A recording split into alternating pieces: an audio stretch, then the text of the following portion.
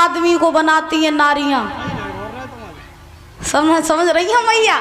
देखो हम कहूँ कि बुराई नहीं कर रहे, ठीक, हम अपने यहाँ की बुराई कर रही। इनकी माता बहुत बढ़िया है। लिखा कि दीवाना आदमी को और बनाती है नारी, और खुद घूमती है पीछे घुमाती है नारियां।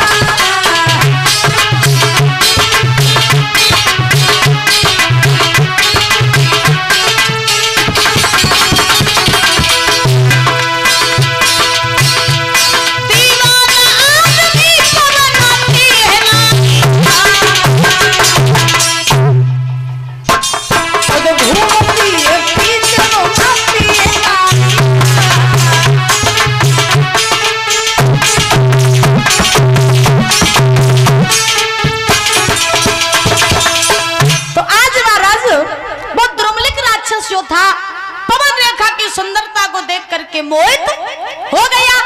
राक्षस सोचने लगा कि कुछ भी हो जाए, अब तो उस पवन रेखा के साथ में हम छल करेंगे। तो उस राक्षस ने उग्रसेन का वेश धारण कर लिया और उग्रसेन का वेश धारण करके महाराज पवन रेखा के पास में आ गया।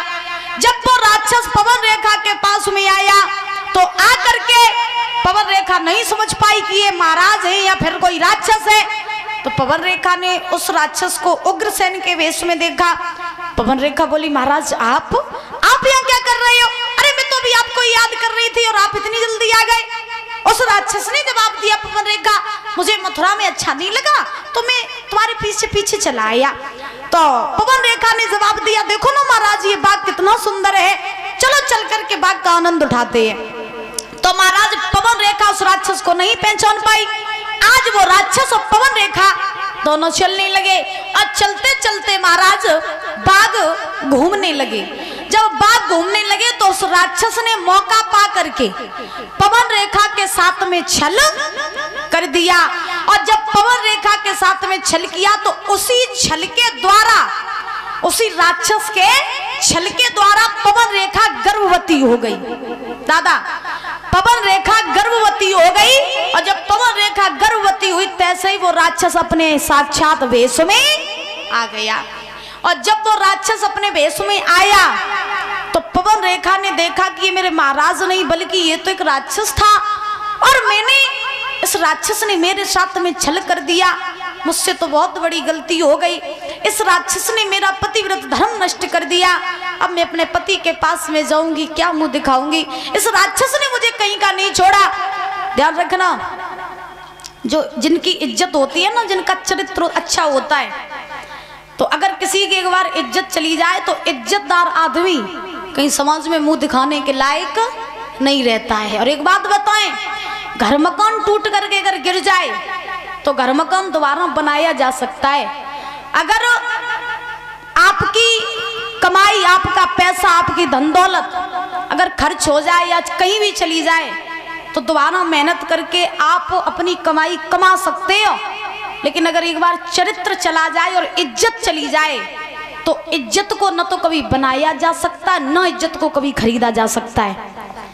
इसीलिए ध्यान रखना, जिंदगी में अगर कुछ भी अमूल्य चीज है तो वो केवल और केवल आपका चरित्र ही है। अगर आपके पास में चरित्र है तो दुनिया का हर सुख आपके पास है। दुनिया में अगर आप कहीं भी चले जाओगे तो आपका सम्मान होगा। और अगर आपका चरित्र गिरा हुआ है तो ध्यान रखना, आपके अपने भी धक्के मार के घर से बाहर निकाल देंगे। तो सबसे ज्यादा अमूल्य क्या है? चरित्र। तो ध्यान रखना, पवन रेखा ने जब देखा कि इस राक्षस ने मेरा पतिव्रत धर्म नष्ट कर दिया, मैं तो अब कहीं मुंह दिखाने के लायक नहीं रही, अब मैं अपने पति के पास में जाऊंगी, क्या मुंह दिखाऊंगी? तो उस पवन रेखा ने उस राक्षस से कहा, ओरे दुष्ट नालायक पापी, अगर मैं पहले ये जान लेती कि तू एक राक्षस है तो मैं तुझे श्राप दे करके भस्म कर देती। और रो करके पवन रेखा बोली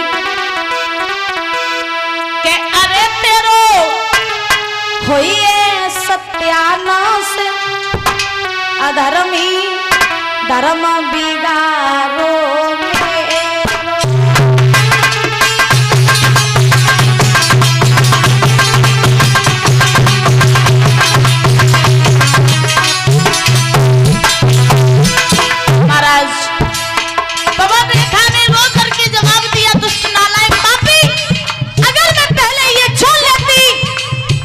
राक्षस है तो मैं तुझे श्राप दे करके वसूल कर देती, तूने मुझे कहीं का नहीं छोड़ा। अरे तेरो कोई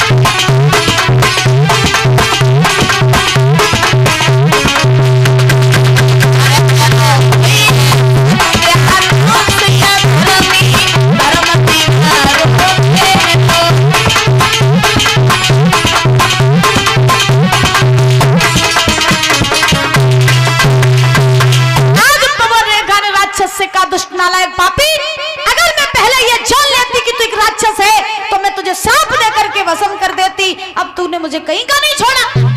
तब उस राक्षस ने कहा पवन रेखा, अब जो हुआ उसे बिगाड़ा तो नहीं जा सकता है, लेकिन सुनो, मैंने तुम्हें स्पर्श किया और मेरे इसी स्पर्श से तुम गर्भवती हो गई हो और तुम्हारे इसी गर्भ से मेरे ही जैसा वीर योद्धा बलधारी बालक जन्म लेगा, जो मेरे जैसा ताकतवर होगा, बहुत बलवान होगा, संत महात्माओं को खूब सताएगा, बहुत तो अत्याचार करेगा, लेकिन एक खास बात होगी कि जब वो मारा जाएगा तो उसे मारने के लिए स्वयं भगवान को आना पड़ेगा। इतना कह करके वो राक्षस वहां से चला गया। पवन रेखा जो थी वो महाराज उदास होकर के लौट करके आज मथुरा में आई। मथुरा में आई, उग्रसेन को कुछ नहीं बताया महाराज। धीरे धीरे समय व्यतीत हुआ। पवन रेखा का जो गर्भ था उस गर्भ के परीक्षित महाराज 9 मास पूरे हुए।